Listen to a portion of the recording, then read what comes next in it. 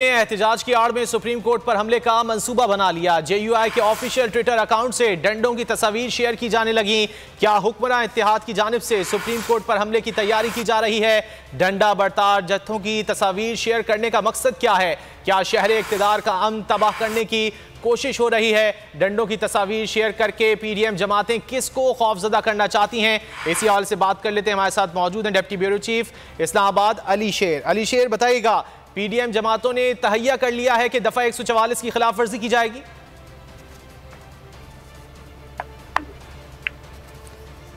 अली शेर, आवाज आ रही है आपको?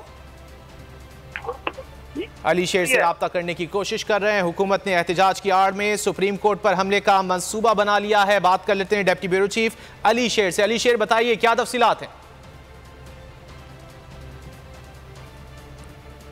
एक बार फिर राब्ता करने की कोशिश करेंगे। हुकूमत ने एहतजाज की आड़ में सुप्रीम कोर्ट पर हमले का मंसूबा बना लिया है। जेयूआई के ऑफिशियल ट्विटर अकाउंट से डंडों की तस्वीर शेयर की जाने लगी। जी अली शेर। जी बिल्कुल, ये मुल्क की तारीख का अनोखा वाकया है कि क्या है कि सुप्रीम कोर्ट ऑफ पाकिस्तान के बाहर मुल्क की तारीख में पहली मरतबा हुक्मरान इत्तेहाद जो है वो एहतजाज करने जा रहा है कल। और इससे पहले 1997 में जो पाकिस्तान मुस्लिम लीग नवाज की हुकूमत थी, उस वक्त सुप्रीम कोर्ट ऑफ पाकिस्तान पे हमला किया गया था। उसका एक तौहीन अदालत का केस चला था, उसमें कुछ उनको सजाएं भी हुई थी।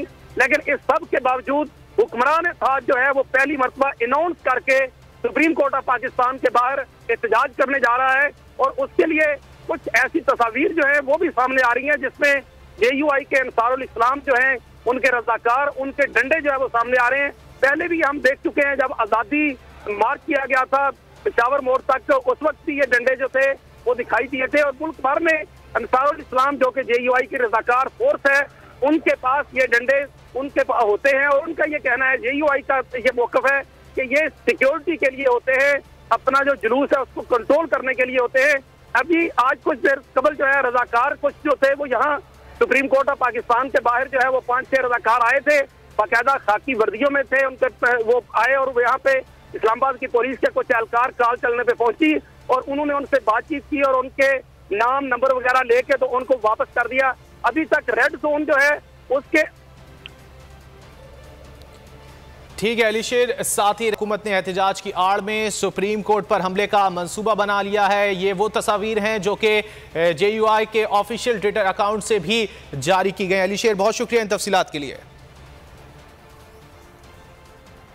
और शेख रशीद ने कहा है कि कल से फाइनल राउंड शुरू होगा, 2-4 हफ्तों में फैसला हो जाएगा। शेख रशीद ने कहा कि जजेस को